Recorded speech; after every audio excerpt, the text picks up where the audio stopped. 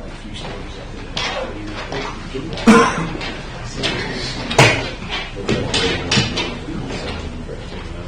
You want to speak on the bonds? Yeah. What are you planning on? Here for questions or whatever. Okay. You want to just give a Reader's Digest version, or just open it up to comments? Yeah, you can do a quick 2 sentences. I don't want to put you on the spot. I'm on the. Are you prepared? You ready to go? So pen. No panic. I got on the camera. So, Michael, the committee did, after we put this together, decided that they'd like to have a $5 late fee too. So then we'll bring that up on the fee. So we better get started. We're already late.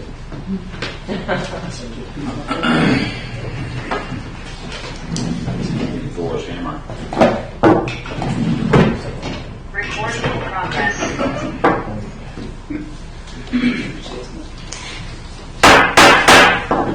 Good evening, everybody. Welcome to the regular meeting of the Pittsfield Town Council here Tuesday, August 2nd, 2022. I'll call the meeting to order. I would like to have everyone stand and join me in the Pledge of Allegiance, please.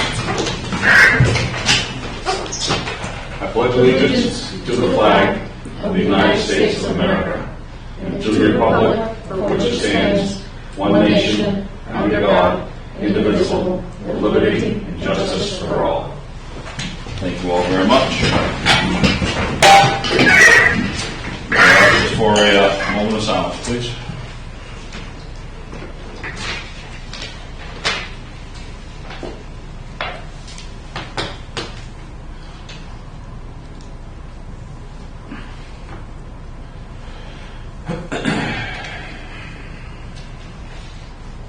All right, thank you all very much.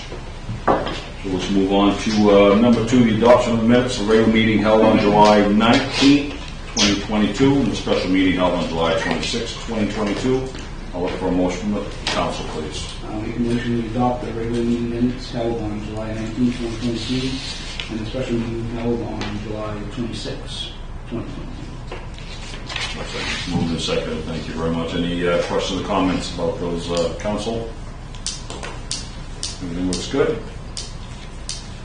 Very well. Hearing none, I sense a ready to vote. All those in favor of adopting the minutes of the regular meeting held on July 19th, 2022, and the special meeting held on July 26th, 2022, please signify by saying aye. Aye. All those opposed, nay. Ayes have it. The adoption of the minutes are approved. So let's move on to number 3, presentations, congratulations, and introductions. Catherine, if you can zip through that, please. I will zip through it. We are working on updates for several of the grants and all the filings that are required. The busiest period of time for all of the grant work is June 1st through November 30th for the filings of reports, and then it starts up again in January. We also have an airport grant that we are applying for in the amount of a little bit over $140,000 to go toward the town hangar. And that is from an allocation that we've received of $159,000. So that is in progress, as well as several of the other grant paperwork. This afternoon, just before the meeting, I received an update from our main DOT planner on the planning initiative program just a few minutes before the meeting. He has developed the scope even more than what we had before, written some details. So I'm going to send that out to all the town councilors and everyone who had participated in the, got 2 people here, everybody who participated in the meetings that we had at informational sessions and have expressed interest, as well as the businesses along Main Street, because this is probably the most up-to-date scope of services that we will receive. And so that might be an item that you want to discuss and accept at the next meeting. Our planner had indicated that we should start talking about the RFP process and going out to bid for a planning entity, as well as the state memorandum of understanding that will need to be signed. So this will all be coming to a head very shortly. He said he'd like to get this done by October. Thank you. All right, Catherine, thank you very much. Let's move on to number 4, public hearings, ordinance 22-07. Catherine, take a deep breath. Yes, thank you. Ordinance 22-7, public hearing, Town of Pittsfield, ordinance authorizing issue of up to $2,488,000 principal amount of general obligation bonds. The Town of Pittsfield Town Council hereby ordains the borrowing of up to $2,488,000 to finance costs of improvements to the town's sewer system through the state's Clean Water State Revolving Fund on the following terms. 1. Pursuant to the Constitution of the State of Maine, Maine law, including Title 30A, Section 5772 and Section 5953A of the Maine Revised Statutes as amended, and the Town Charter, and all other authority thereto enabling, the Town of Pittsfield is authorized to borrow from the Maine Municipal Bond Bank, Clean Water State Revolving Loan Fund, SRF, pursuant to a loan agreement between the town and the Maine Municipal Bond Bank, the bank, a principal amount not to exceed $2,488,000, and to expend the proceeds of the loan or loans to finance the improvements and upgrades to the town sewer system, which may include, but are not limited to, the rehabilitation of sections of Birchwood Terrace, Maine, and Honeywell, Maine, the project, or such amount of the foregoing project as is approved by the state for the participation in the SRF. The town hereby approves and authorizes the issue, sale, and delivery to the bank of evidence of any loan and against payment thereof, general obligation bonds of the town, and a principal amount not to exceed $2,488,000 for a term not to exceed 20 years, and any notes in anticipation of such bonds and notes to be executed on behalf of the town by the town treasurer and countersigned by the mayor of the town, and to be of such interest rates, if any, as may be established by the bank and approved by the treasurer and the mayor, with such maturities, and to be on such further terms and conditions as may be prescribed by the bank and approved by the treasurer and the mayor, the bonds and the notes, such approval to be conclusively evidenced by their execution of the bonds or notes. If the bank approves only some but not all of the foregoing project as eligible for funding under its SRF program, the town is authorized to proceed with the borrowing of the amount and project approved by the bank, even though the state may have approved only some but not all of the project described above.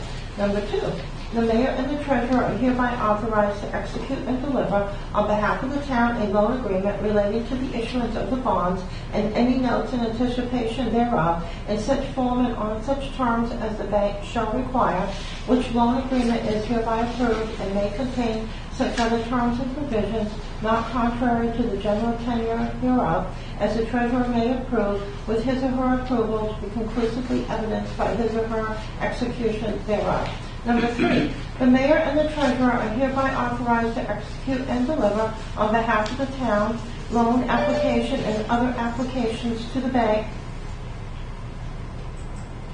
for borrowing under its SRF program. Number 4, the mayor, the treasurer, and other municipal officers and officials of the town are hereby authorized to execute all documents and certificates and to take all action, including affixing the seal of the town as may be necessary or convenient, to carry out the full intent of the foregoing votes or any one of them, and are hereby authorized and empowered in its name and on its behalf to do or cause to be done all such acts and things as may be deemed necessary or desirable in order to effect the borrowing authorized herein. 5, funding for this project is a blend of Clean Water State Revolving Loan Funds and American Rescue Program Funds, ARPA, which were received by the state of Maine. Currently, ARPA grant funding has not been awarded for this project. However, if at any time in the future such funding becomes available, this ordinance shall allow such ARPA funding to be applied and expended to this project. Number 6, this ordinance shall become effective in 30 days. Thank you, Catherine. No, this is a public hearing. There's no motion required from the council. I will open to comment from the public, both here in person and online. If you so choose, all I would ask that before you speak, identify who you are and where you're from for the record. So I will start with the personnel present. Anyone here in the audience wishes to speak for ordinance 2207. Anyone online wishes to speak for ordinance 2207?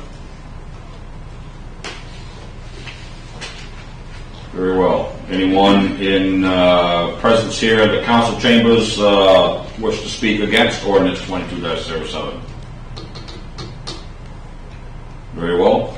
Anyone online wishes to speak against ordinance 22-07? Very well. I see no action online. Council, any questions or comments before we go to a vote?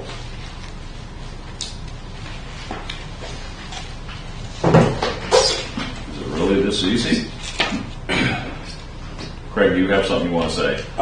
I just think that we should, in this situation, at least make known or understand what the potential impact to the water bill will be, water and sewer bill, as we discussed. Yes, Catherine, please. So we've discussed this project several times. Back when we were deciding whether the town would sign up with the Clean Water State Revolving Loan Fund with the state DEP when the offer was made for these two projects. And then again, when we talked about putting the ordinance on the agenda, and then at the last meeting, we placed this item on for public hearing. So originally when we discussed whether we would sign up with the Clean Water State Revolving Loan Fund, we went through the different amounts that could be utilized. So as long as we go with the 20-year bond issuance amounts, those amounts are already in the budget for projects. And so we had built those in when the budget was increased a couple of years ago, and things are going well with the water and sewer. So right now, as long as we keep to those two loans, do not get any other loans, there will be no impact. Anything else, Craig? No, that's it. I just wanted to make sure that everybody understood. Very well, thank you We for just that. have to be careful in the future, like next year when we look at projects. Sure, absolutely. Just anytime you have somebody, council talking about borrowing $2.4 million, you want to understand the impact. So thank you. Thank you, Craig. Anything else, council? Very well. Hearing none, I sense we're ready to vote. All those in favor? Mayor, Yes. you can make a motion. Oh, my apologies. My apologies. You're right. You're right. I make a motion that we adopt ordinance 22-07. I'll second. Moved and seconded. Very well. Thank you, Deputy Mayor. I was remiss in my duties there. I'll try to promise it won't happen again. Notice how I worded that. Any questions, comments, council?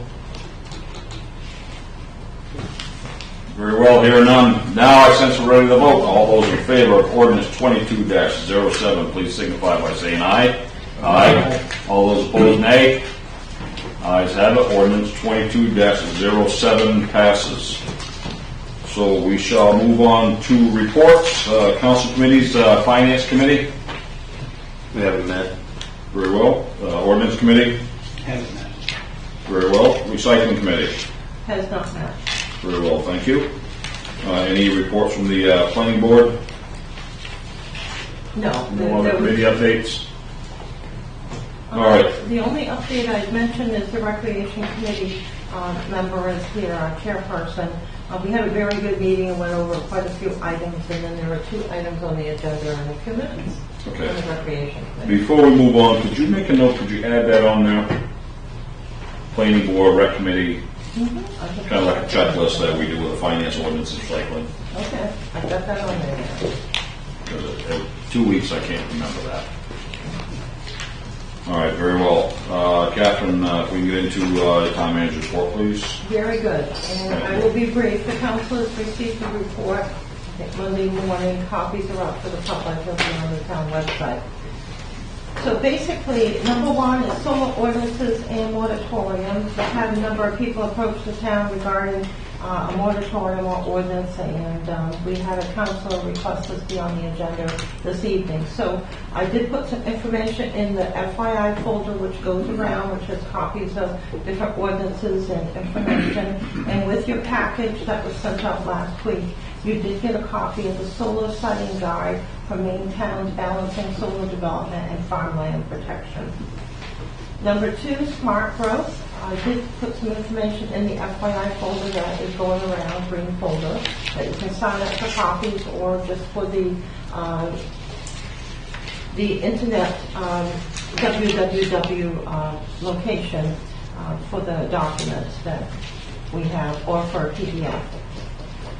So there's information on smart growth that's in the FYI folder, and this will build upon the information that the Pittsburgh Economic Development Corporation, Pete, brought into the last meeting through Gary Jordan, Director.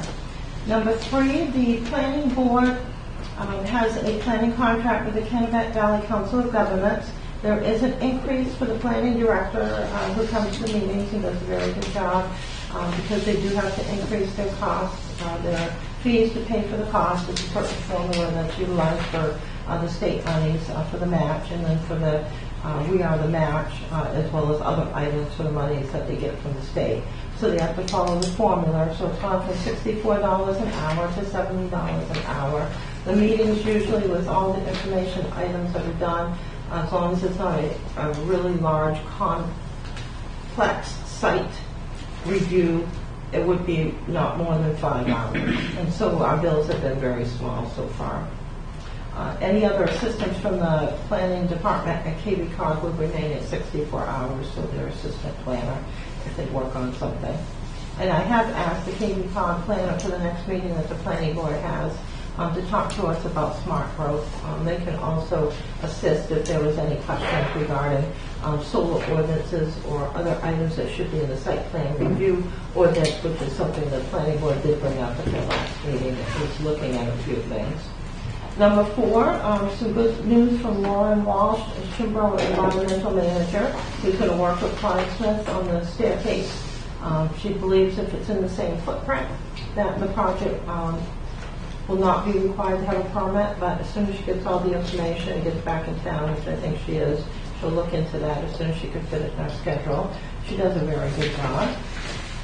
Number 5, taxes. We've been spending a lot of time preparing for taxes. There are more changes in ownership on properties than I've ever seen here before.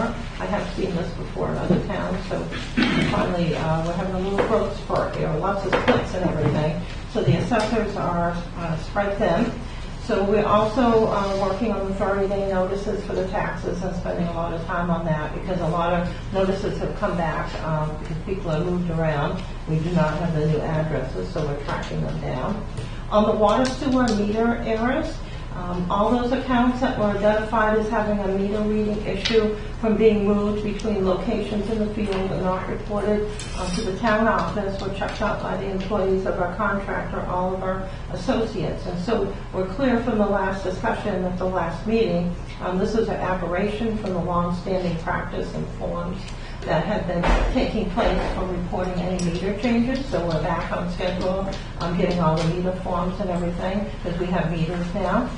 All those meters have been entered into the computer. They're now under review, and the analysis is taking time, but we have to make sure that we ensure accuracy for billing on the 2.5 pages of the meters. There were a few that didn't have meters at the location, so that was eliminate a few, and a lot of them are underneath the minimum for the $59.50, so that's good too, but there's a few that we're working on. And once we get those all into compliance so that they will bill out, then we keep on going and make the schedule for the rest of the bills.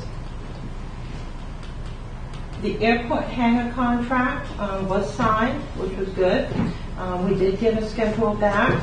And we expect to have a pre-construction meeting shortly that will get this project going. It's expected that there'll be some work done in September on the flat work of the foundation. The building has been ordered and will be expected to arrive in February or March. I just got, right before this meeting, a really long schedule of all the steps that will take place. So everybody's working very hard on this to make it a go. And as I noted before, if there's any change orders, I'm not signing them and coming back to the council because we're very tight on money. We do have the effluent discharge gate railing bids have come in, and Annalise has those, and might want to speak to that to the council. All right, so we did do a small bid package to a bunch of different vendors. Actually only got 2 bids. Last year we were identified as kind of like a safety issue around that area where the railings have kind of broken, and so we need to get that fixed. It's not something we can do in-house. So we got a bid from Penta Corporation and a price also from Facility and Construction Services, better known as FCS, both competent contractors.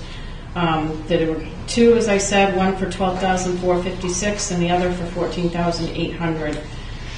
The one for $12,456 can get it done sooner. I see no reason to not recommend the low bidder. As far as the fairness of the bid, the FCS part, when we first got involved here, we were too gung-ho and did get some pricing without, doing the bid process. This time we followed the strict bid process. It's a little higher than their price was last year, but that's to be expected under the economy that we're in right now. So I feel their price is fair with what we've seen on other projects for similar items, and we can afford to do it, I believe, in our budget.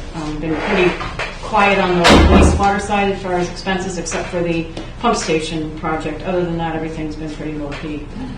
So we would love to move forward with it. The DEP has brought it up on several inspections, and I think it's be really good to get that moving.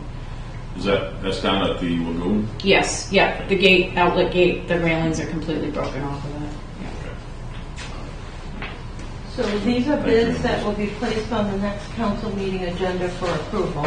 Okay. So you've got an update on this, and we do have a very good bid. And we have some insurance monies for this too. Okay. It's good. Yeah, it's good. Thank you for the update, Annalise. Yep, sure. Number 10 is tax liens. The 30-day notices will process. We had 296 outstanding tax bills. After making a lot of phone calls, we ended up with 204 notices being printed out, and there were 3 people that came in that day and paid them off. As of 7/31, we are down to 177 accounts. $377,000 is outstanding, and we've had more people come in, so I expect this will continue to go down. It might be the lowest amount of tax liens that we put on in the last 5 or 6 years, which would be very good. So we'll keep working on that. Crosswalk paint came in. I sent this out to the councilors, and the paint had come in that Friday. Everybody was excited and ran right out at 5:30 in the morning to start painting, which is really good. So they'll get around town and take care of that. Number 12, we've got a ton of applications that come in through Indeed. So I've got 9 interviews scheduled for Thursday and Friday. We've hired for Public Works and the recycling position several times, and the recycling position is filled now after 4 different people have worked there. 3 decided they didn't want to, so now we've got a new one, so that's good. And that little ad that we put in the paper for outside help for like per diem, we have 12 applications from that. So we've got a few part-time people that we've hired, and we may hire more. So that Donnie's very excited by that, our Public Works Director. Our computer services, managed services onboarding was a transfer to the new Trio.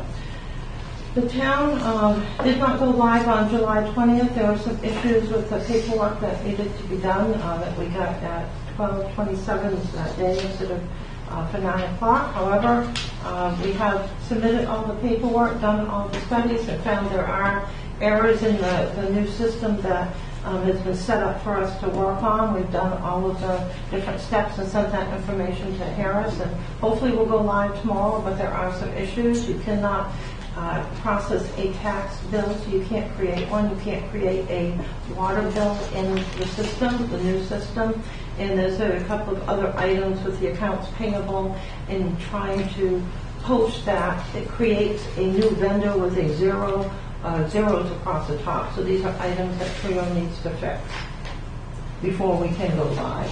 Our grant applications, we found 4 more grant opportunities, so we'll put those into the schedule. We're waiting for the bridge culvert inspection data and bid that will be coming from Plymouth Engineering. If it goes out later this year, sometimes that's not the best time to bid out things, but we can bid it out and see what the pricing is. If the pricing's too high, we can bid it out again in January, February for next year. Snowman's Construction has done the grading on the gravel roads and to rave reviews, which is very good. So that has worked out well. And then for code enforcement, I did do an update on an Excel spreadsheet that I set up for the council that has the different items that will refer to the town.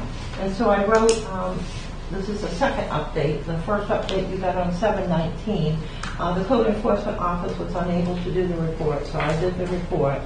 And our assistant alternate Al Tempester is handling the more difficult cases, and he has written up some information and is working with the town attorney. There will be 3 likely that will go to court, and you'll be updated so you can make the proper votes and everything. Others are letters and actions that need to be taken, so I made a list of the actions that have taken so far, put that in the action column. So that's an update for you. I extracted the web road photographs from the pages that are referred to for the different projects and issues that need to be addressed, because that's its own issue that will have to go to court, and will come in here after another letter is completed, and will be on the agenda for an administrative warrant so that we can proceed forward with that. So this is an update for you to take home and look over, but I did extract from the middle of the package the web road pictures. That's a separate issue. These are items that are more defined that can be dealt with. I also made up, as the second item, the budget calendar for you. And the mayor wanted to try to, for the first time, I think in 45 years here, try to get the budget approved for the calendar year next year before Thanksgiving rather than before Christmas.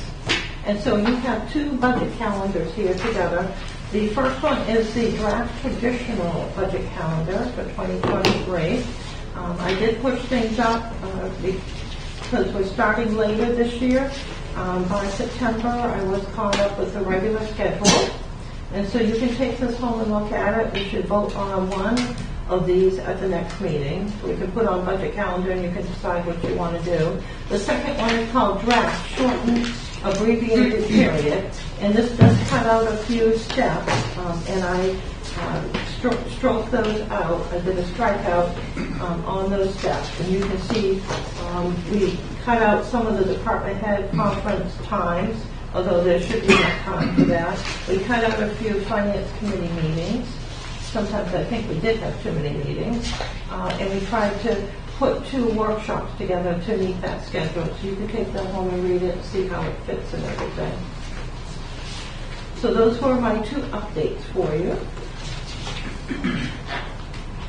And then I will send out the Pittsfield Planning Partnership Initiative draft scope of services that was updated by the state planner that came in a little bit before the council meeting. Thank you. All right, Calvin, thank you. So just a quick note to the council. If you get a chance to look at that, let me or Catherine know as soon as possible so we can start getting that scheduled. I'd like to shoot for Thanksgiving. I don't know if that's very practical, but going on until New Year's Eve, it's kind of late. So I think it's going to be aggressive. So please give Catherine or myself your feedback as soon as you could, please. It is an aggressive schedule. Yep. Well, I think we can do it. But we keep on track. We should be able to do I it. think we can do it. Okay, number 6, old business. There is none. We'll move on to new business. Catherine, start with order 22-05, please. Order 22-05, order that the town council hereby approves the following fee changes for the recreation department as listed on the town of Pittsfield fee schedule excerpt for recreation fee proposal from committee dated 7/25/2022. I'll look for a motion from the council, please. I'll make a motion to adopt order 22-05. Second. Moved and seconded, thank you very much. Before we go into questions, Mr. Hall would be more than happy to give us a Reader's Digest version and give us a quick update before we have questions and whatnot. So please, the floor is yours, sir. Ben Hall, Town of Pittsfield. As part of due diligence, we wanted to go through and review just the recreation fees for our different programming. In particular, those programs that are self-funded. So it's basically everything outside of the summer recreation activities. And looking at the price of materials, the price of equipment, the price of labor, right? The price for officials and umpires and labor and stuff. We felt the need to make a small increase, so we did basically a $10 across the board increase to each of the activities, staying consistent with the $5 resident versus non-resident spread, and leaving the summer fees as they were. One thing we did do with the summer recreation is we implemented a kind of a season pass, if you will, in hopes that it would drum up more participation. With $20 a program, basically 4 or 5 programs, the cost of 2.5 programs, and you can participate in all programs. So we're hoping that folks might look at that as a good deal and pay $50 and have their kids in everything. So the more kids that show up to every program, the more excitement it generates, and the more kids want to be there and be a part of it. So we thought that might be something that would help both grow participation and help families out and kind of fill their day in the summer. The one thing that's not on here that Catherine mentioned was institution of a $5 late fee. If any of you guys have ever done anything with rec activities, you know the deadline for registration is when most people start thinking about whether they want to participate. Last year when I helped coordinate baseball signups, I think 80% of our signups were after the registration date, and it makes our rec director Jake Marcou's job real tough when you're trying to sign up for outside leagues and determine how many teams and how many participants, order uniforms, order equipment. So we're trying to do just a little something to help kind of spur people to try and meet that deadline. Obviously the online signups help because you don't have to make a trip into the town office necessarily, but a little something else to kind of try and push that along. So that's one thing we'd like to try and implement through the website. I think that's about it. Thank you very much. So what I'll do before we go to council, I'll open up anyone in the audience that has any questions or comments. Anyone online have any questions or comments on ordinance order 2205? Very well, I'll open up to the council. Councilors have any questions or comments? Well, you're really good, Mr. Hall. Actually, You nailed it. Oh, almost. so I thought they used to be on here like a maximum. Say like somebody has 4 or 5 kids. I thought there used to be a maximum here. There's and I have to remember here. There's a maximum at the pool, with pool swim lessons, and there's not a maximum on the fees for the activities. It did come up, and we talked a lot about it. The hard part is their costs, right? Their real costs, and most of these are barely breaking even. Some obviously taking losses on the season. So it's something we probably could look at in the future if we start balancing the costs and the registration fees a little better. We've been doing kind of a big push the last couple seasons to upgrade a lot of really outdated equipment and stuff. So we don't have it in here now, but that's something we talked about. So is there like some kind of a setup if somebody couldn't meet this? Yeah, there's scholarship money that are in the special accounts, and one thing we did talk about was trying to wave that flag a little more to let people know we'd much rather have your kid out there, and we'll find a way to make sure they're participating and they can be a part of it, right? We don't want to feed a scared kid away from not being able to play. So there isn't happening then? Yes, there is. Yep. And we're trying to figure out on the website how people can virtually apply without having to kind of necessarily come in and you know, let them, they can apply and be approved by the rec director. So we're trying to figure that out now. But I mean, if there's, once they put $1,000 in there, and whenever it's low, we do a little campaigning, and people are really pretty quick to donate. So. Yeah. So is there an avenue for somebody to make payments? There's a payment plan? Yeah, you say you have 4 or 5 kids, and somebody says, I'll give you $50 a month for 4 months or whatever. There isn't, not to say there couldn't be. There's a account and there's a ability to have balances on the account. So that's something we look at. I never really thought about that. You know, $50 is much, but some unfortunate souls it adds up. Yeah, if you got 3 or 4 kids, it's $125 or something. That's a big deal. Have you seen the need for that? There are some families that definitely, you know, like could make make them it come work. to mind. There's like 6 kids, so. So that's something we can definitely get the rec director and explore the website and see if we can do that.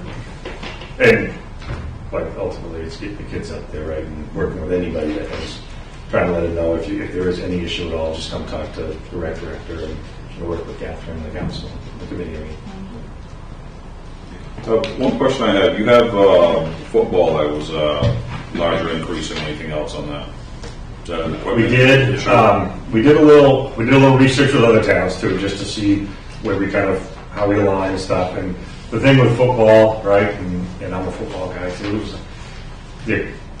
It's significantly more expensive than any other sport, right? Between the helmets, the pads, we only hosted 2 games last year, and just the officials were $900 for the two hosting games, which is more than we brought in the registration fees. Plus, you have conditioning of helmets that are supposed to be done seasonally, and all that stuff. So, as much as we didn't want to, because we really struggled with numbers to begin with, we thought the right thing to do was try and bump that up a little bit more. So, that's the reason behind that. Anything else, Council? All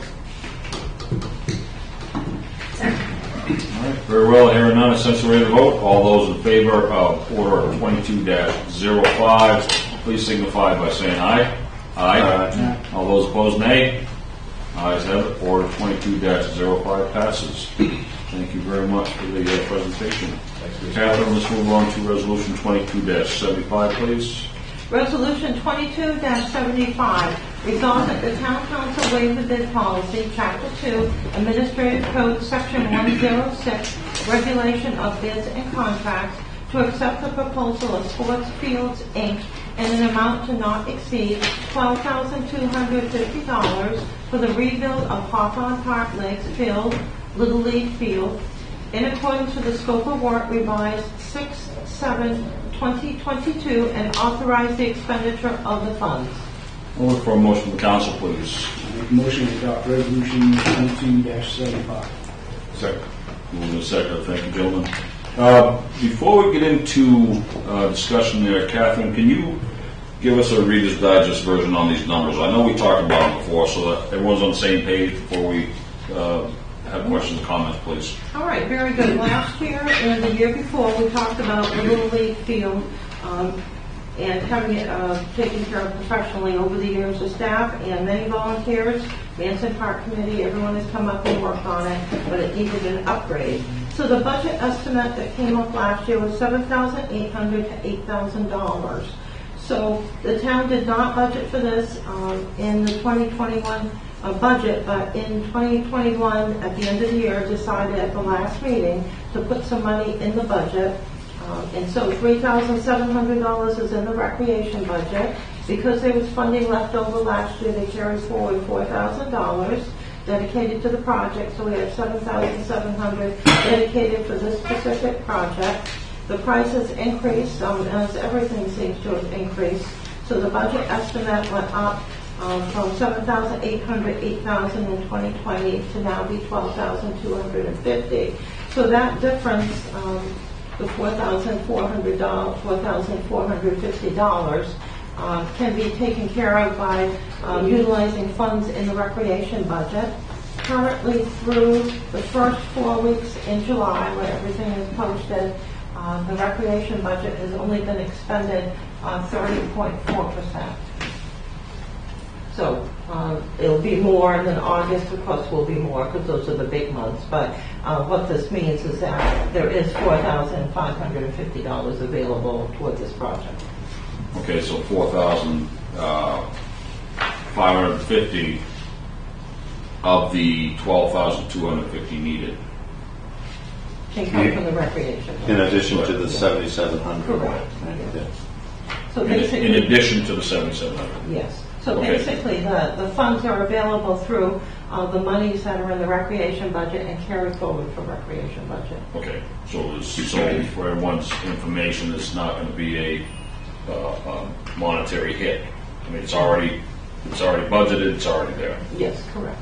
Okay, just so we're all clear on that. So I'll open up the for anyone in-house wishes to comment or question. Resolution 22-75. Anyone online have any? Yes. Sorry. You gotta be quicker than that. For the record, just introduce yourself and where you're from. Heather We all know. Donahue, 461 Webb Road, here in Pittsfield. The 4,550, is that, so it's funding in the 2022 budget. Is that funding that was set aside in the budgeting process for this project, or just general funds within the recreational department that is being directed to this project? It's general funds in the budget that will be directed for the project. For a period of time, we did not have a recreation director, so there's a surplus there. And there's been some savings this summer. That was my other question, where the savings were within the budget. Okay, thank you. All set, Heather? Yep, thanks. All right, very good. Anyone online wishes to comment on Resolution 22-75? Very well. I see no hands. I will open up to the council. Any questions or comments, council? Straightforward. I know we've talked about this before. Nothing at all. Yes, Jason. So I know down in Manson Park it worked really well, but they have irrigation down there. What's our plan for irrigation for the new field? I don't think Public Works is going to have time to do that efficiently enough. I think we have a gentleman here that might be able to answer that. Yes, Oh. your brother. Thinking along the same lines and driving through the park, watching the sprinkler heads go up on the field down there, it got me thinking the same thing. It would be a darn shame to put $12,250 into a replaced field and let the sod die. So I did put out a few calls just on my own to some irrigation companies, just give us an order of magnitude on, hey, what would this run to put a few sprinkler heads, and what would the scope need to be to tie that in, and what would that look like to bring that to you folks if that's something we thought would be a wise investment. And I do have a couple order of magnitudes while they're doing the field. If they can lay some pipe in and not have to resod all that stuff, because we do that anyway, they might be able to get us in that somewhere in the 2 to 4 range, depending on a few things, 2,000 to 4,000, and I can proceed with getting a firmer quote if that's something you guys think is a smart investment. Obviously, it'd be automatic sprinkler heads on a timer and all that. Well, even if we at least had a water source and, somebody spend an hour just running the hose around like they do at Fenway, and, it's a shame we couldn't get anything from Mill Pond. Instead of using the water out of our, drinking water aquifer. I wonder if that's something that can be considered. I don't believe there's anything from Mill Pond to there underground, so that we wouldn't have traffic issue, but. Yeah, the only thing I've seen is just hose bibs on the building, which I don't know if they'd be adequate or not, but water. Yeah. I mean, if you're going to do it, I would think you would do it right. No, I agree. Yeah. $12,000 is not cheap. Right. For a little league. Throw that away.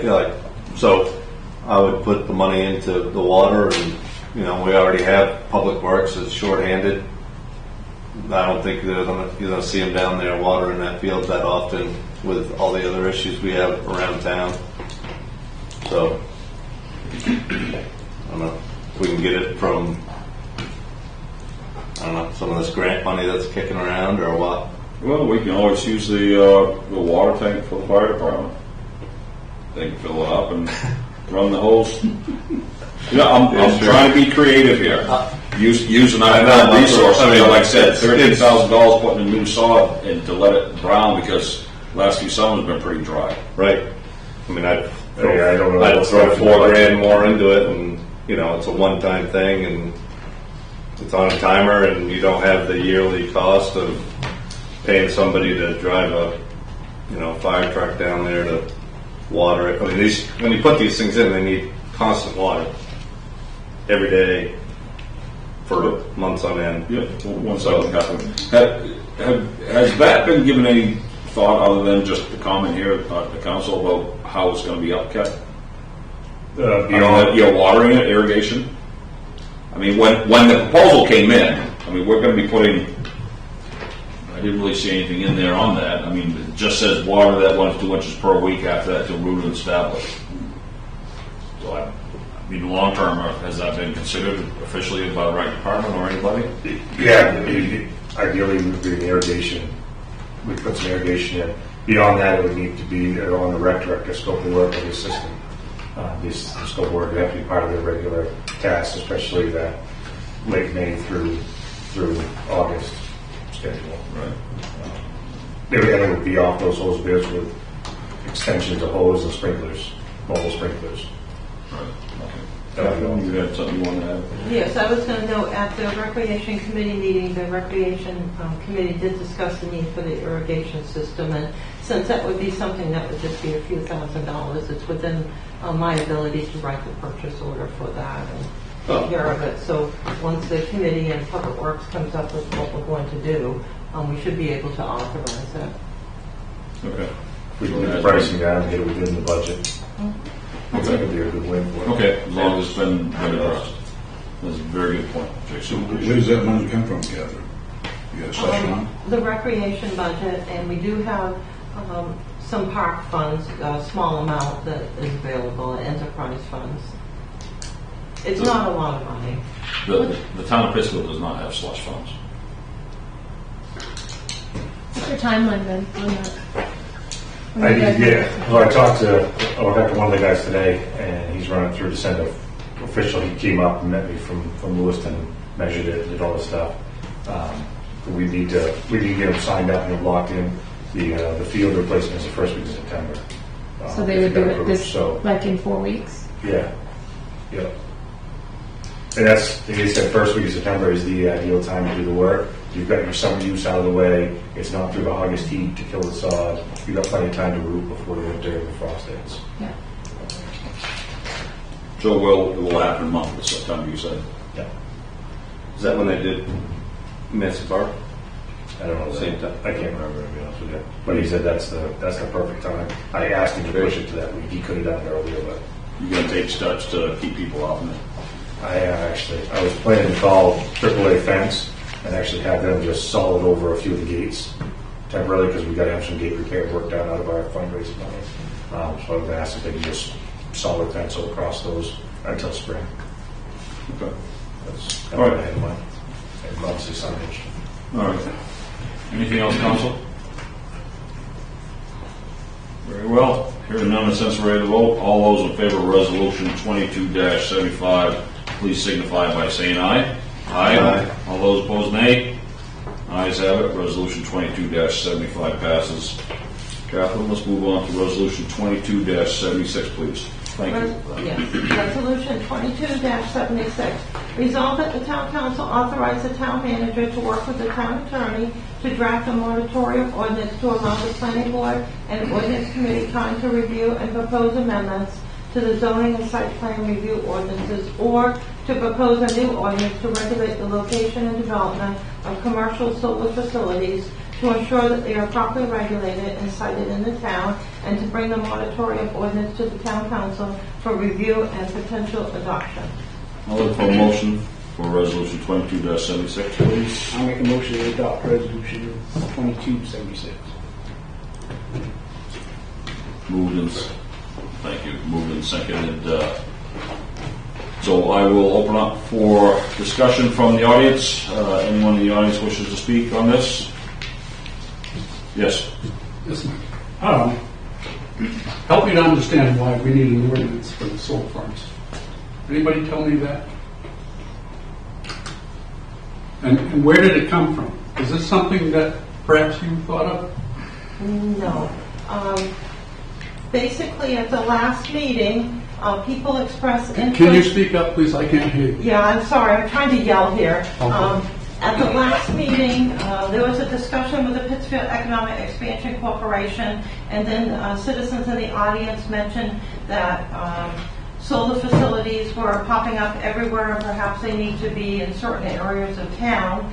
And then I received a request from one of the counselors to put a moratorium on the agenda. So we wouldn't just put a moratorium on the agenda, we would decide if we were going to do this, and this is the wording from the town attorney, to decide if we want to have a moratorium. Okay, well, first of all, I'd like to say, you're going to authorize the spending of money, again, with an attorney, and we can't even clean up the front door of this town hall.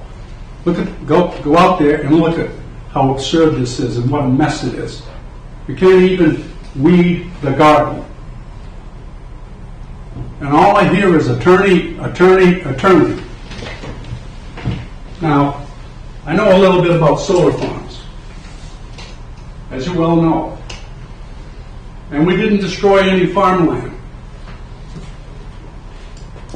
The first solar farm we built was 20 megawatts. We bought the land, which was commercial land, from the Maine DOT. We tore the buildings down. A small amount, less than 5 acres of that property, was owned by a farmer who was deceased, and his wife lives in the house and couldn't afford to stay there. And we supported her needs so that she can maintain that residence and continue to pay her taxes and live in the house where she's lived with her husband for many, many years.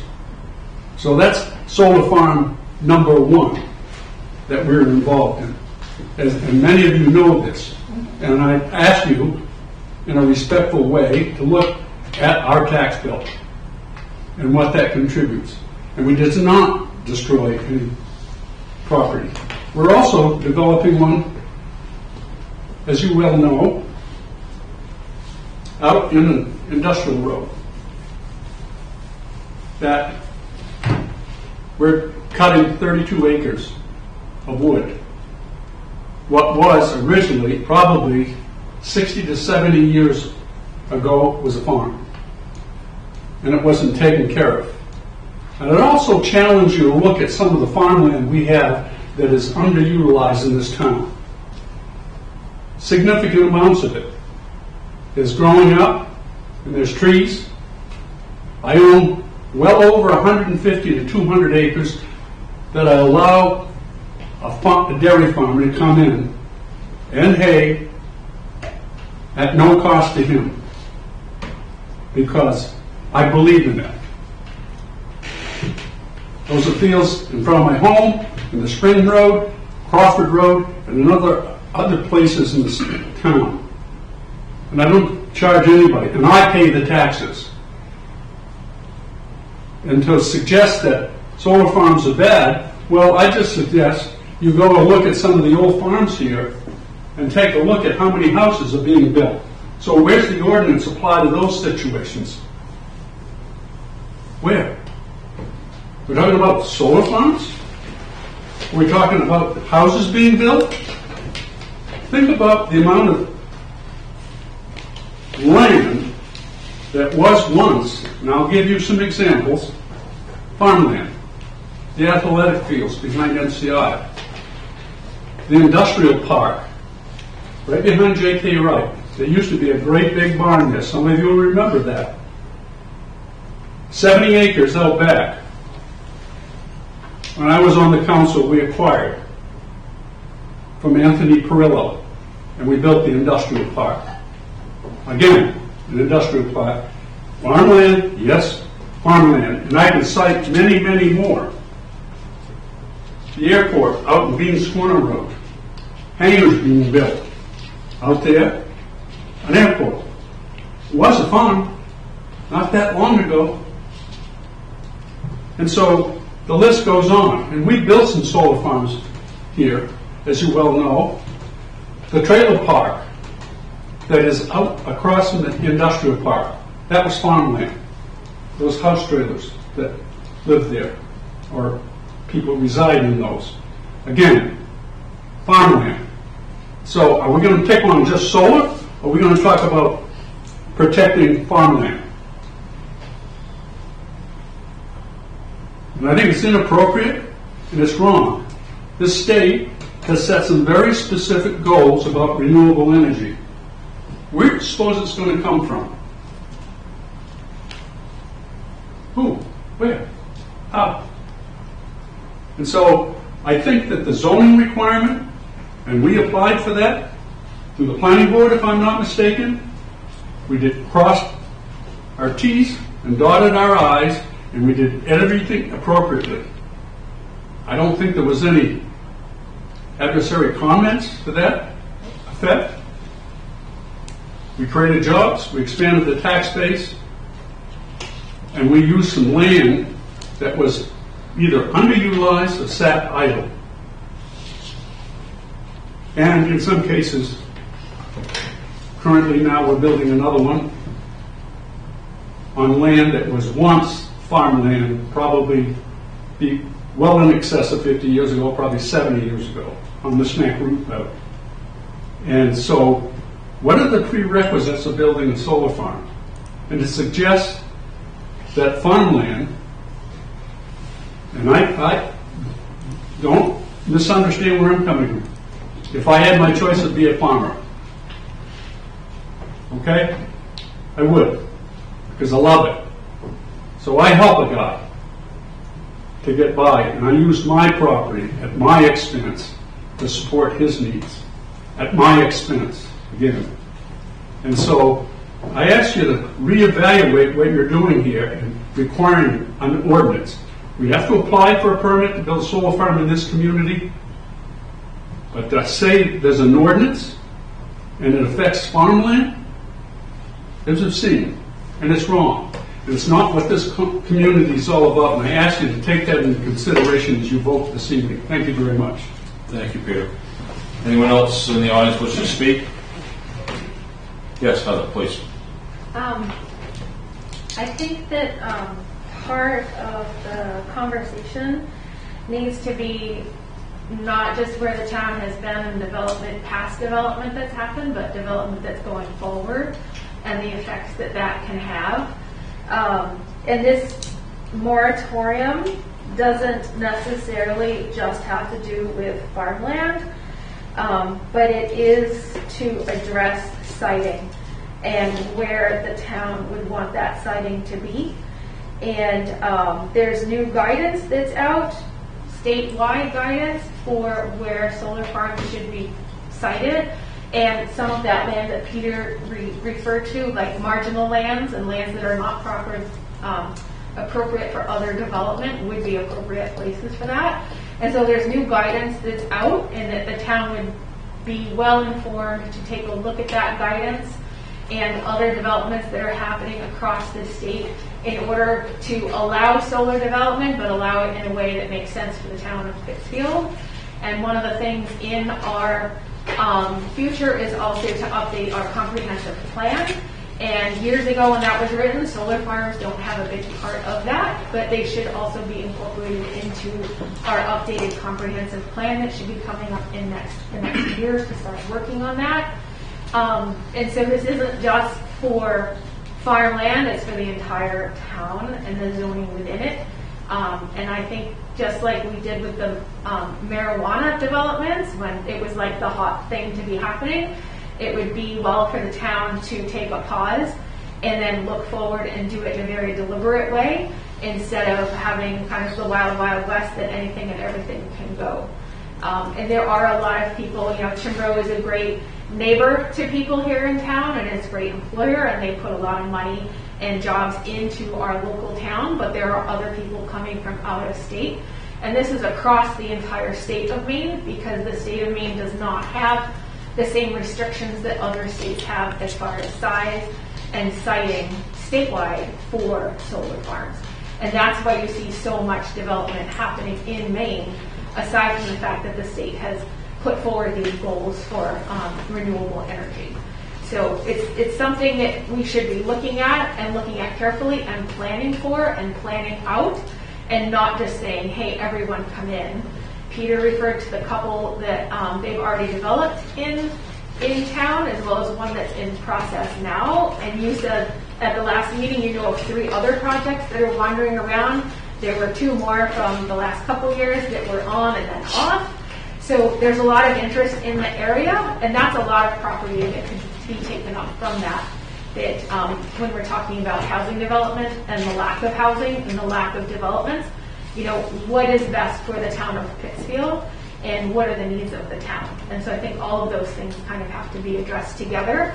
And the attorney is who is going to help guide the council in drafting that moratorium.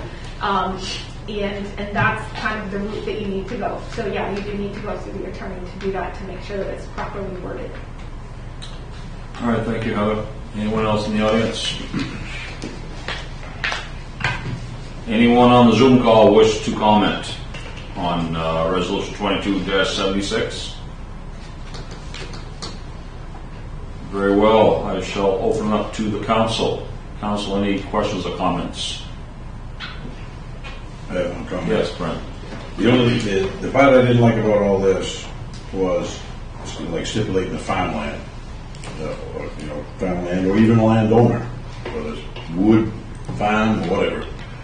Somebody owns the land, I feel they should have the option and right to do whatever they want with it, not by stipulating they can't use farmland or something, because they may want to get more steady income coming in off solar panels than selling house lots off. And, which I've stated at the last meeting, to build house lots, if you're going to build roads or some of this farmland, you've got to have a lot of money, and the farmer's not coming up with that money to build roads down specs and everything. So it's not going to happen as a housing development unless you get some major money coming in. But for a landowner, if you put a solar panel in, you get a steady income coming in for, what, 20 years or something, and it adds up quite a bit. Yeah, and there's a lot of money to pay for leases. So there's a lot of these places, they don't usually sell the land outright. The landowner will lease the land. Right. So after 20 years, the normal life of these solar panels and these solar sites, well, these contractually, they can reclaim the land, go right back the way it was. Right. But, you know, with the technology, the way it's been escalating over the last 10, 15, 20 years, we may have technology we haven't even developed yet that would make those 10 times more efficient. So we probably get 10 times more power out of that same footprint. It's just like these, I'll use that as an example, hydro dams. I mean, that's been voting attention in this state for years. I mean, they're there. They're making power. Let's improve it. That's my opinion, but, you know, just to follow up on what you said, Brent, I mean, it's not like these solar sites get built and that's the way it's going to be. Our great grandkids are going to be riding their, bicycle past the solar site. And some of them, after 20 years, if you don't renew, that they'll clean up and pull out the stuff because it's not something permanent in the ground. They can pull it up and change it out. Right. And also, if you look around, farming is not a major profitable industry unless you're really big. So if you look around, all the farmland that's presently farmland is slowly deteriorating itself, going back to brush, buildings falling down, or whatever. So you're almost doing a favor if somebody else wants to come in and develop it. Right. That's my 2 cents. Anything else, Council? I just have a couple of questions. Just trying to right myself a little bit. I missed the last meeting and I read the minutes and it sounded like there was some discussion about the positive utilization of solar farms in our community. And then I saw the ordinance and I wasn't sure which councilor had put it on. I guess it doesn't really matter, but I'd like to hear their perspective on why they wanted the ordinance resolution added. If that person feels comfortable on the council to speak up and say who put it there. I was wondering how much unutilized farmland we have in Pittsfield. Have we done any kind of look at the town? Like Pete had said, I think we only have 1.5 solar farms, right, currently in the town. Is that right? How many do we currently have for solar farms in the town that are operational as of today. There's one There's operation. one and then one in progress, right? There's Two, actually. two in progress. Two in progress. And The one over by plus the two industrial more, park. two more on the books. Two more like looking to go. And then relative to how much unutilized farmland do we have? Has there been any research done in our community? Because when I read the documents that were sent out, it sounds like they're asking for specific guidelines around certain types of property. Have we even evaluated whether Pittsfield has that kind of property that we would be worried about? Like it says, you avoid lands identified by the Natural Resources Conservation as prime farmland or farmland of statewide importance. Have we studied that? Like, it just feels like we're jumping the gun, creating an ordinance for something that we don't even know is applicable to our town just yet. Well, in all fairness, the moratorium, someone can correct me if I'm wrong, is just to stop and get some breathing room.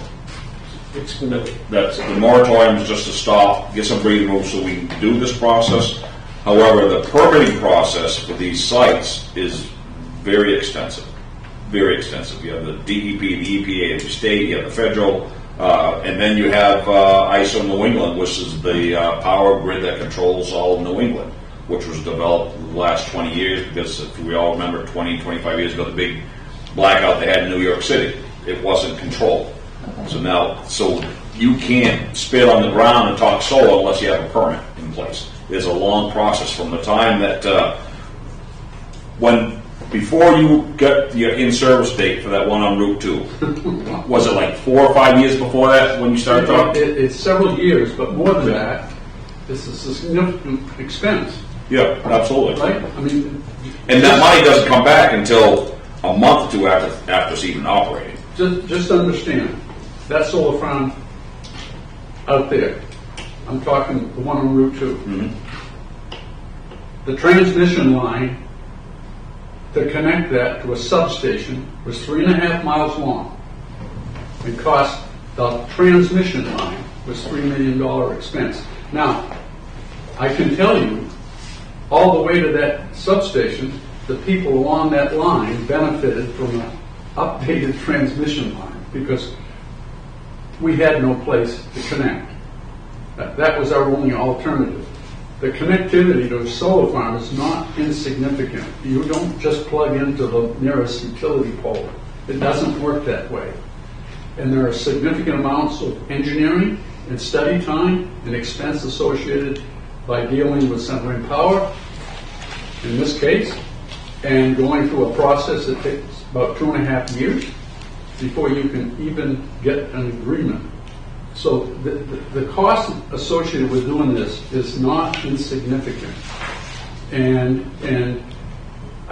you know, again, it's not an either-or situation. How do we deal with our energy needs in this state when we set these very lofty goals?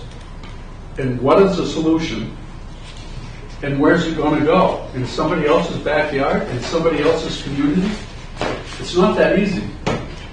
And these things are not unsightly because they're on our purpose. Now, I can't speak for anybody else. They're out of sight for the most part. And we're very sensitive to the adjacent landowners. And so we don't want to, destroy the community, but at the same time, what are we going to do? And on top of that, what are we going to do to increase our tax base in this community? Just think about that. It's a real challenge. How do we increase our tax base? To pay the bills, to pay for these new streets, to pay for some of these proposed initiatives. Well, this is yet another way. Go and see what these are yielding. And I think it's a benefit. And again, how do we move this town ahead in the right direction? That's the question. Thank you, Peter. One comment I'd like to bring up is the statement in here. It says, "I'm also concerned over decommissioning." Correct me if I'm wrong, because what I do is the interconnects. I work for a company that's contracted to CMP, and this is what I do for a living. I helped design and install from where the solar site ends to where the substation is. And we just finished one, actually we're going to be testing one in Harmony for another company, and that was over 5.5 miles of new poles and lines, 210 poles with all new line. So that's what I do. So the part that I'm not fully aware of, because I know my other foray into renewable power was the wind farms in Danforth. The question was that I got asked a lot, and I knew about those, and I believe it's the same for solar. Let's say the company between now and the 20-year contract goes bankrupt. They can't just walk away and leave that up to the town to take care of that. That would be significant expense for all that to be decommissioned. So I believe, and I'm not fully aware at that level, Peter, maybe you can clarify this for me. I believe that's part of the process, so that there is funds put in escrow, so that if something does happen where you have bad agents at work, you have companies that go under, you have entities that just dissolve and disappear, at the end of that contract, that site can be remediated and taken down, so that it should not be at a cost to a town. If that wasn't in place, every town in the state that has a solar site is going to be having a rude awakening 20 years from now. Now, I'm sure that was part of the process for the one on But you Route 2. essentially bond that, Yes. and it's like a guarantee Yeah. that supports the removal of the solar farm. And the one thing I want to add to I've mentioned before, it's worth repeating, is that yes, I know of 1, 2, 3, 4, 5 sites in town. There are 2 that are active now, and there's 2 more that'll be done. And I believe the only one that does not have any trees cut down was probably the one on Route 2. Even then, there's still probably some woods yet to clear. Every other place is woods being taken down. So at the end of that 20-year contract, if it doesn't get renewed for whatever reason, or if it doesn't get renegotiated, or if the technology is not there where it's worth upgrading that site to continue in place, it's contractually obligated to remove that infrastructure, to remove the panels, and make that land the way it was before, other than planting the trees back. So 20 years from now, you can look at that site, and if things step the way they're supposed to, and if the 20-year contract doesn't get renewed, all that gets taken down. So 21 years from now, it's going to be just the way it was 5 years ago. So that's my input on it. Heather, you had something else you want to add? I think kind of straying from the question tonight, whether or not to authorize the use Well, of the attorney's time to explore. If I can interrupt you just 1 second, we're not straying from the question, it's just a lot of information that Right. it seems to be clarification as to what exactly is involved with this, because I was very concerned about this whole decommissioning statement in there. If you're going to put a moratorium on that, then that's just wrong. Well, it's not well thought out. No, but what I wanted to say was that, Lindsay had some questions about, like, a land inventory for the town of Pittsfield. Do we have an updated land inventory? How much of our land is farmland? I mean, we're talking about farmland because that was specifically mentioned, but this is just all land, Do we want to have large old growth forests cut down in order to put up solar farms? And those are questions that should be explored and can be explored if you give yourselves time to have a moratorium, to put a pause on development. Certainly the ones that are already in progress and in permitted, those are going to go through because they've already been through that process. But this is a matter of looking forward. There's 5, we counted 5 projects in our little town of 4,500 people. There are 5 commercial solar projects. There will probably be more, because once you build up those lines and you have that connectivity, you've upgraded these lines, why not buy another 150 acres on Route 2 and connect into that same line? Why not put some more out on Snake Root Road and connect into Route 100 or wherever the closest line is over there? And there's nothing that is providing guidance for farmland, if we're going to talk about farmland owners, that doesn't say that 100 acres of farmland gets solar panels put up on it in 2 years. I mean, this town could have a lot more solar on it. And is that a good thing for businesses in town? If you're in the business of putting this up, it's great for you because you have more business and you're creating more jobs and all those things. But when you look at the town overall, and I hear a lot of people say, I want it to be what it used to be like, family friendly, building houses, all these things. How do you do that when you have solar farms sited next to neighborhoods? There's concerns about that as well. So I would just say, put the moratorium through, or at least authorize Catherine to deal with the town attorney to explore it. You can phrase the moratorium however you want, but take some time and look at the ordinances. The ordinance committee has it that once all year long, so there's no work being done on this at that scale, but putting the moratorium in place gives time for the council to examine these things, to ask those questions without having 10 more projects come in, get permitted or start the permitting process, and then you can't stop them. One thing I will refute what you're saying. I understand what you're saying. I understand why you're saying that. However, this is very specific to solar. As Mr. Vigo had mentioned, what about housing projects? What about trail parks? What about new roads? What about houses or businesses? Anything that occupies land can technically be farmland. So where do you stop? I mean, you put a shovel in the ground, you can't do it on this moratorium. Why are we aiming just towards the solar sites? Are they the easy target? I mean, I'm being facetious. I shouldn't be facetious, but to me, this is way too restrictive. It's the topic, right? And it doesn't have to be particularly farmland, but it's the topic, and this is what's generating. Right. It's a topic. This is my point. It's specific to solar sites. If we had, but there are other things that have been developed that take farmland away.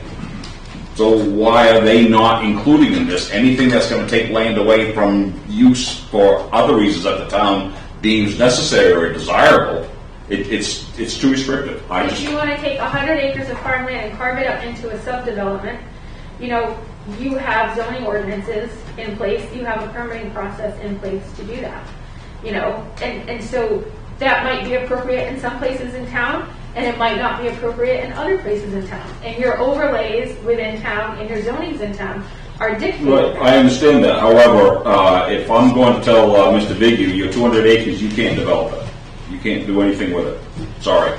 We're going to get a moratorium. We're telling you, private landowner that pays taxes on that land, you can't do what you want with it until you decide. That was my point. Right. Yeah. The landowner should have some rights to do what he wants to do with his land. He's paid taxes all these years for it, and keeps it up. So now you're telling him he can't do this, can't do that. That's right. I just have a lot of heartburn where it's specific solar sites and it's specifically calling out farmland. Technically, we're sitting on farmland. Technically, the airport's farmland. Technically, the highway was farmland. It is not farmland if it's not actively being. At one time, it was farmland. Any piece of land can be considered farmland. If you want to get technical about it, let's identify farm the way it was 5 years ago or currently. Yeah, that's very restrictive. But any piece of land can be considered farmland. So you put that in a moratorium, what you're considering and what you're categorizing as farmland, or open land, or open spaces. That's where your moratorium. I need to move along. Peter, you want to follow up? Well, I just want to communicate that you got to be rational about this. You just don't build solar farms anywhere. I can tell you it's a very complex process, and it's very, very expensive to connect to the grid. The costs are enormous, just the studies alone. If in this neighborhood, our grid is reaching a point where it's maxed out. Maxed out. Doesn't have the capacity because our demand in this community is insignificant at the end of the day. Unless we specifically target to a given geographic area or let's say a business or whatever that needs that energy, and you can do that. But it's far more complex than just going in somebody's back lot and deciding you're going to build a solar farm. The study cost is significant. The connectivity cost is significant and the investment is massive. And at the same time, there are people in this world that are demanding this. They're demanding it. The demand for electric cars, just think about it. And everybody's into renewables, not petrochemical. And so what's our answer to that? And how do we address that? And we've got to think broadly to the future, not just look at the past and say, we don't want to change. It doesn't work that way. And at the same time, we have to be respectful to our community and our neighbors and everybody else. And I think you can have it both ways. You can have it both ways. I think we need to be sensitive to that. Yes, very briefly. Yeah. Super quick. To me, I agree with what you said. Unless you're saying we're putting moratorium on permitting of any project that occupies any currently unoccupied land, to me it's too targeted and it's too specific and it's not right. Right? If the concern is really developing land that we're not sure what we want to do someday with it, and if it's the right thing, then you should have stopped all permitting of all projects on unoccupied land, which is feasible. All right, thank you. Anything else, council? Yes, Jason, I'll catch up to you. I had a question on the last comment of this. It says new issues have developed and are damaging our local roads since we were told that the project was supposed to be accessed by state roads. Yes. What roads are being damaged specifically from a solar farm being put in? Yes, we've run into, there's several issues going here. We have the issue of the discussion at the last meeting about looking at the farmland and the documents that we got. We had the issue of a counselor requested that a moratorium be placed on the agenda. And then we have an issue the planning board's going to have to address and deal with the new out-of-state project that's been approved off Route 100 that was going to utilize first several roads on Davis off Detroit. And then with the planning board was concerned about that, so it switched. It's going to be off Route 100, so that was fine. And now it's going to be off Layton and Curtis and off Route 100. No, Layton Curtis, those are going to be the housing project. The solar site is not accessing to there. They're talking about doing that. So there's some issues We going on. were told specifically not to access that way. So Yeah, and there's a miscommunication somewhere. Yeah, and they're saying now that they're going to utilize those because of some disagreement that's going on. The developer? The developer, yes. Well, they're putting an access road on Route 100 right now. Yes, I saw At that. significant cost. Yeah, there's some issues that's going on there in the decommissioning. This has come out of that project from a couple of the companies that are involved. So there's several things. I just mentioned those because the planning board will have to look more at decommissioning and roads in the future, regardless of anything to do with a moratorium. These are just two issues that need to be looked at. And I did want to note the questions that Lindsay had were very good. Those are what a moratorium would cover, basically. So my questions were really not necessarily to support a moratorium because I'm not sure that there's really merit in that given all the other discussion, and it is very specific. It kind of impedes progress potentially unnecessarily, and from my perspective where I sit as a counselor, we have a lot of objectives as a town that we need to tackle and have a strategic focus. And while I do think this is all great discussion and valuable, we have kind of a lot of priority things that we need to work on as a community, and I'm just not sure this is even rising to the point of discussion to this length, in my opinion. So would I love to have all these answers? Yes. Am I willing to spend taxpayer dollars to achieve them? No, not knowing all the other things that we have to work on as a council. So that's where I'm at with that. All right, thank you. Jason, were you all done with your comment? Yeah. A lot of other people have covered everything else, so Okay. I'm all set. All right, very good. Anything else, council?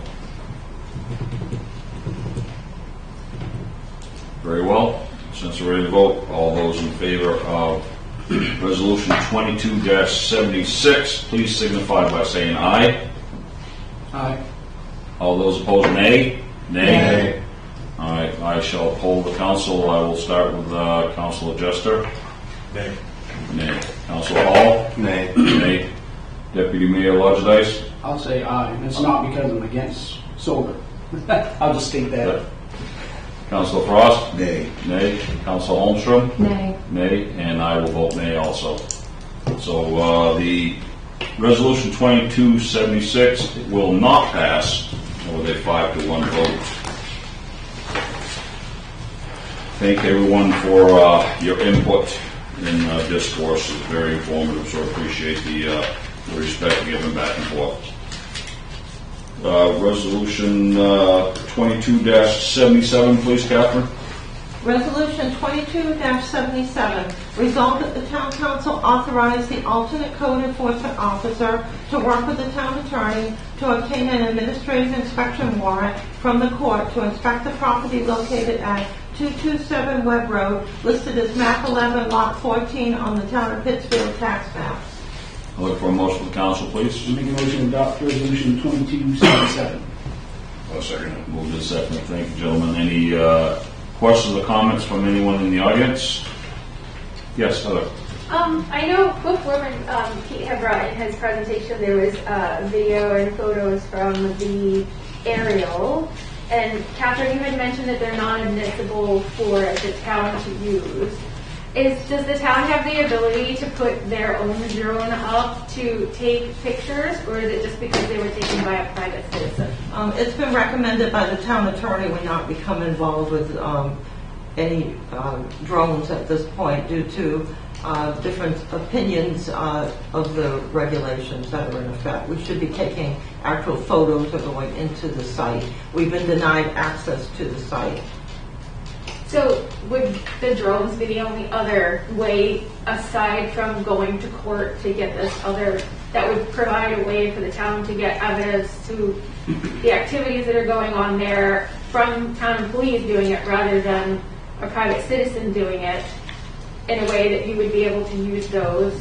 I think there's a legal question there. It's There kind of a is. slippery slope. It is. You're talking about, I mean, I don't know how much airspace is property, but if you have somebody with a drone over your house 50, 100 yards over, I don't believe that they're actually, you own air over your house. You just don't. well, so somebody had a drone down to your house. I don't mean to argue, I'm trying to make a point here. How close would you accept to have somebody's private drone over your house? It's not a matter of my accepting it. I know there was an issue. So you wouldn't mind it? Well, I'm not saying that I would accept it or I wouldn't mind it. What I'm saying is there was an issue in southern Maine where a neighbor was flying a drone and somebody complained about it, and the police said, you can't do anything about it.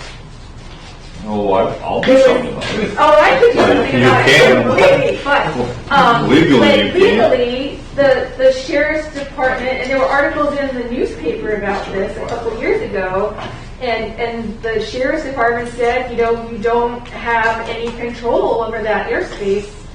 I mean, there's planes over my house all the time because they do the square around the airport. So. All the more reason I would say that we first stick to the topic we're talking about, and that's a topic for discussion I think needs to be addressed because more and more people have them, and I'm surprised we haven't had any discussion or complaints here in this town. I'm sure other towns have, because I'm sure if anywhere near my property, I'll, number one, be talking with the local law enforcement, number two, probably to a reporter, and then to the council for trying to explain my actions. I completely agree, and I would not want that over my property either, but given the conversation earlier tonight with concerns about attorney fees and other things, I was merely exploring, is there another avenue that the town could get the evidence that they need without having to go to court to get an order to go and do it? That's all I meant from that. Yeah. No, I understand, but I think it's incredibly invasive, personally, Yeah. but, No. at the same time, the town has a job that they need to do, and are there tools that they can employ to do it that we might not have explored before? I believe by the attorney suggesting that we do not use that, that's not a tool for us to use yet. As they said, it's still nebulous at best, I believe. Until that gets defined, we don't want to be the groundbreaker. We're going to be spending significant money taking care of this issue that has been put off, not specifically to this property, but with the CEO Oh, I understand operations. that. So, I was just, no, I appreciate Looking your for other opinion. tools. And I certainly didn't mean to be argumentative, but I'm very passionate about this, and it hasn't invaded my privacy or anyone else that I know. However, the potential is always there. If they violate another ordinance, does that give you kind of cause to go in and inspect more? They refuse entry to the project. No, but they illegally put in the driveway. We still have been refused entry. There's likely a number of violations in there. Right, but that's what I'm saying. We know that they illegally put in the driveway, we can see the driveway, and we didn't give them permission for it. So does that give us cause to go further? No. According to the attorney, no. And we've been refused entry, and even standing out in the road trying to aim the pictures into the property became an issue down there. So it's going to have to be done legally to address this. They've gone past the deadline for the septic system several times, so that's an issue that will go to court. And then this is the backup to deal with all the other issues that are in there, which we believe are there. Okay. We may have another one like that on Route 2 between Powers and Higgins. All right, then. It looks like they moved the camper further back. It has 2 pink wheels by the truck. Any other comments, Council? Very well, hearing none, I sense ready to vote. All those in favor of Resolution 22-77, please signify by saying aye. Aye. All those opposed, nay. Ayes have it, Resolution 22-77 passes. Catherine, discussion items, is that anything we can gloss through, or do you want to go through the finite details? No, I think we can just go over very briefly. You have your financial reports in your package that you received. Our state revenue sharing has come in far in advance of our budget for June 30th. We received 76.3% of our state revenue sharing, so that is absolutely excellent. You want to stretch it out a little bit, very pardon me. And we received 53.9% of our excise tax, so that's excellent. That's usually online.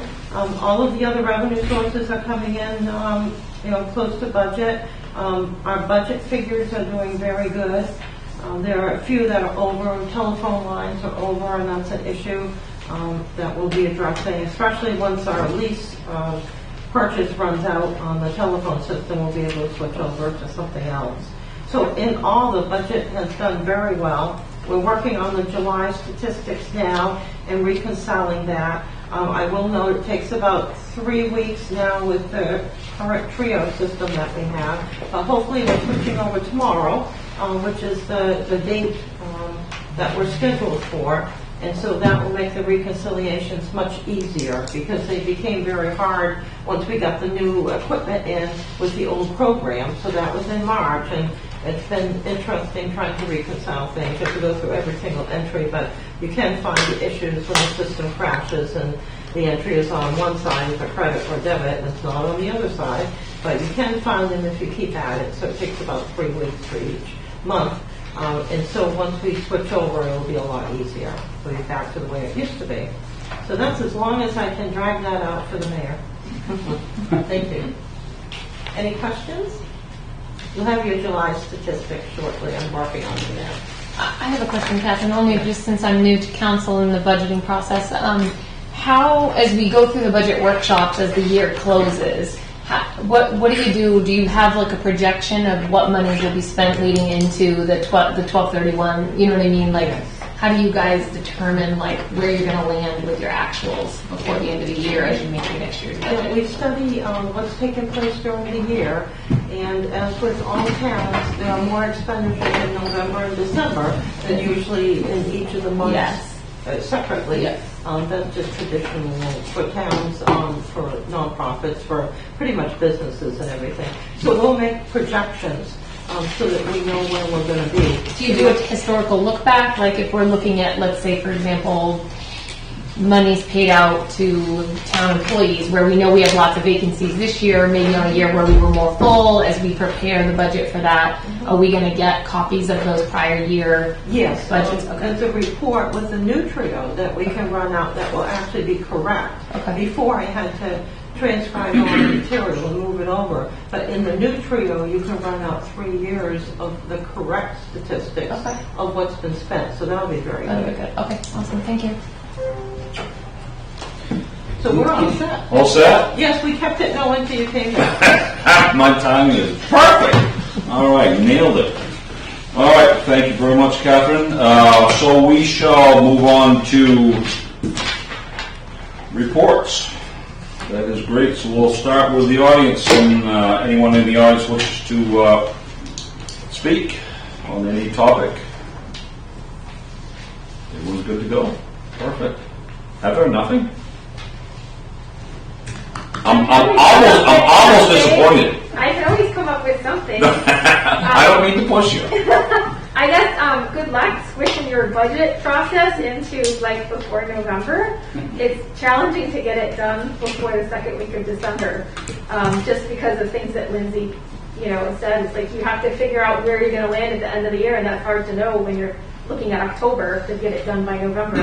And a lot of the pricing doesn't come in until the end of the year, like the insurance changes and those types of things. And then there's a lot of purchase orders that happen in November and December. Everybody's like, some departments wait until the end of the year to clean up all their purchase orders. So, it's hard to predict where things are going to be at the end of the year for like carryovers and those types of things. So there's always those housekeeping things that have to be done that last meeting of the year. But it'd be great to do it. We can always change the town to like a July 1st to June 30th type operation, and then we go with the school, and That's been discussed. it's been discussed. Yeah, Many it's times. best to do it, but If we do the abbreviated schedule, there'll be a lot more estimates and guesstimates than usual. Basically, we'll start the department heads early, cut off. You can cut off the date for the purchase orders earlier, but that doesn't mean there won't be emergencies and issues that are needed. Well, if we can get the bulk of it done, and if it's just a matter of crossing T's and dotting I's, that's much easier to digest than slinging the big hammers all the way till the end of the year. It'll be the first time in 45 years. Well, we're gonna give it a shot. Anyone else in the audience? Anyone online wishes to speak? Very well. I will start with the council and Deputy Mayor Lodge-Dice. I'd just like to thank the audience and appreciate their comments. And that's all I have to say. All right, brief and to the point. I will continue on to Councilor Frost. I just have one question. Where do we stand with the code enforcer with the flea market stand? He was given the forms and instructed to take care of it. However, usually, as we discussed, the little extra tables show up on the weekend, so I have the forms, and since I'm the employee here, I will take them down if I see them show up and they're not showing up during the week. So I'll take them down and give them to them. Yeah, I haven't seen them lately. What's that say? I haven't seen them lately. Once It was at the beginning of last week. They're on Saturday. They've scaled it down, so they're kind of under the radar. That's what they're trying to see. That's all place left. Still doesn't look good. That's all I have. All right, thank you, Brent. Councilor Holmstrom. Yes, thank you to everyone who came, and Mr. Bigu and Heather, and everyone's discussion about the solar farm was very good. I appreciate this document, Catherine, the matrix on where the properties are all at. I guess one last thing I would just ask for would be prioritization of which properties, like how is that process going to happen? And again, I have said this in prior meetings, I'd love to be involved in helping to prioritize what projects maybe reach the top of the list that we go after that are more problematic maybe than others. But I do appreciate you giving us that. Yes, you can assist with that. What I'm planning to do is divide this up into 2 lists. Okay. On the priority for the legal action and other actions, and then some of these are just letters. Right, and we're only at that stage of it or whatever, but even of the letters, which ones prioritize would be something we would say, we really want to go after these. These are, horrific eyesores that a letter isn't just going to cut it. So, so that was sort of my thought on that. So I appreciate that. And I wanted to just talk a little bit about the vision for the town. I know we've talked about strategic planning, and there's a lot of competing priorities, and I think it's going to be important here as we move through the budget process to think about what are our strategic initiatives as a council. And cleaning up Pittsfield has certainly surfaced to the top, and now we're getting this every 2 weeks, and we're kind of working on that. But also infrastructure, roads, and our financial accountability. So I'm excited to move forward in that. But we'll kind of go from there. So I appreciate everyone's comments, and thanks for listening to me. So those are subjects that you'll want to talk about at the workshop that's being scheduled for the budget. Yeah, for the financial accountability stuff. In terms of the other two things, maybe we can talk offline about how we go forward and create structure around that. That was the 23rd? Yes. Okay. Yeah, the date that you wanted and Brett needed. Yeah. If you got picked up, I'm out that day. That's All it. set, Lindsay? Yes, all set. Thank you. Very well. I shall move on to Councilor Jester, please. I'll echo just saying thank you to everybody that showed up tonight for all the discussion, right? I guess the only piece that I have is I know that a few weeks ago we discussed that there was one grant that was not going to be able to be rolled over into the PPI. And I don't know where that's landed, and I believe that to be a substantial grant, at least last. So I don't want to lose track of that. I kind of don't see that being continued in the discussion. We're obviously moving to a point where the season is going to be close to getting any work done if we don't act soon on that. So just if we could have an update on where we are with that and what that is going to look like. We're talking to all of the grant funders on opportunities and how long we can keep the grants that we have. Most of the grants and loans we can keep for an extended period of time, but the Project Canopy grants have to be applied for again. So that's fine. I have the forms in the computer. We always receive them. Sure. So that's really good. The other one would be the Community Development Block Grant, and the state is encouraging us and putting information together on what else we could spend the money on that would be legitimate. So that's being discussed. Okay, when do we expect to have some sort of report back on that? I haven't heard back on that. There was discussion. I'll contact the state again, but Okay. we're in contact with all of the grant funders on the progress on dealing with how the project could be delayed, as the state official indicated, by 2 or 3 years. Sure, So absolutely. some of those we can get amendments. Some, I was told we might be able to have a new grant written for the same thing. So that's what's being reviewed by the state now. Okay, yeah, my only concern is it's not the state that's in potential of losing significant amount of money to us. I want to make sure we keep our eye on it. Oh, definitely, yes. Thank you. That's why it's on the agenda, so we have it here, so we don't forget about it. Okay. Thank you. All set? All right, Craig, thank you. And Councilor Hall, please. Yeah, I was curious if we could maybe get a meeting or a discussion item on the next agenda for Trio or Logically or both, since we've had so many IT issues and so many rollout issues. I'd kind of like to know why it's taken so long, why that hasn't been implemented. I think somebody from their representative coming and talking to us and helping us understand like what we can improve to make the rest of this year or next year, or if we have to budget something, if there's some kind of upgrades that we need to do, because that's been a painful process, and I think kind of diving down deeper into that would be beneficial for budgeting and moving forward. On top of that, and kind of piggyback on that, was have we contacted Chimbro's new IT people for enhancing down in the chambers? That was something, Catherine, you mentioned you were going to reach out to. I said that I would do that, and I will do that. Okay. I spent the time on making sure the trio was gonna go forward tomorrow. Okay.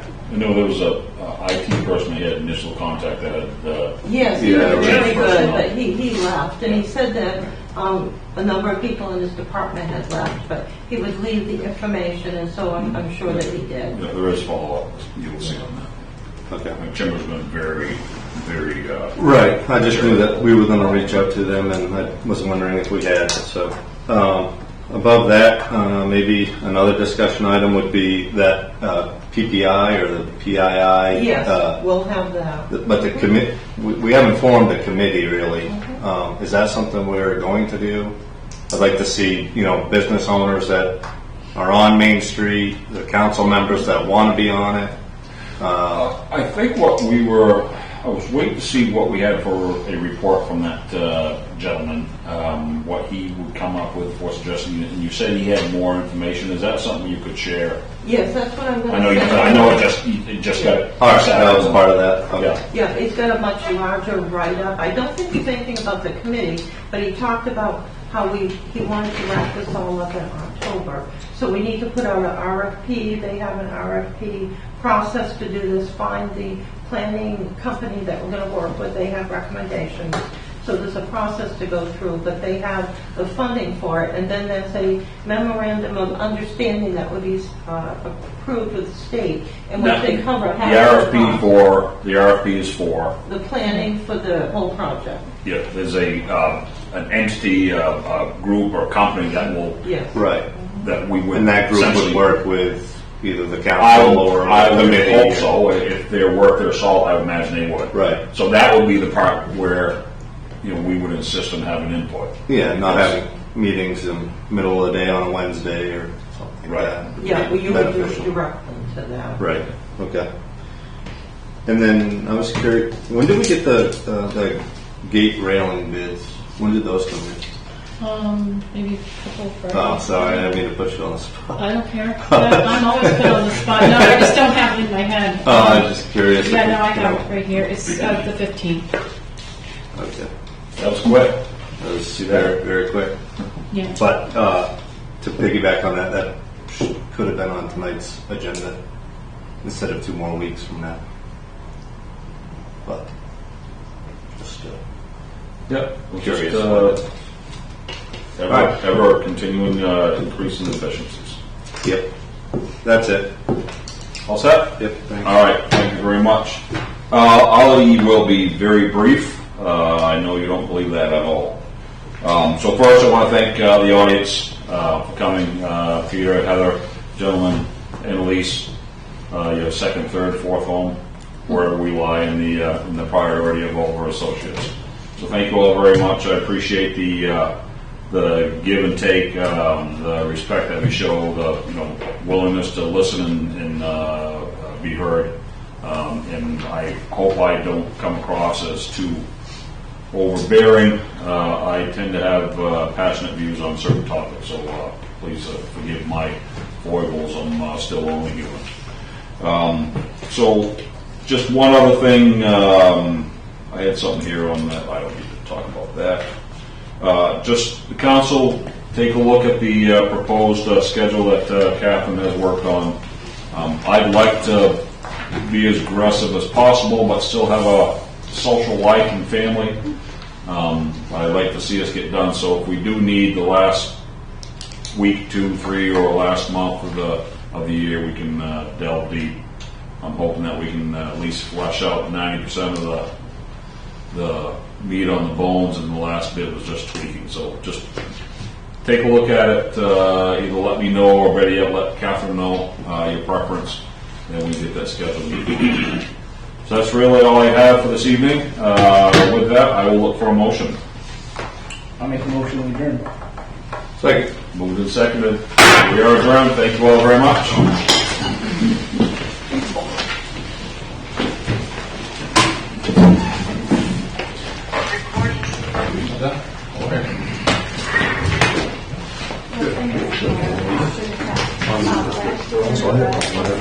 And there's a water shut cover. And the town, What did they have?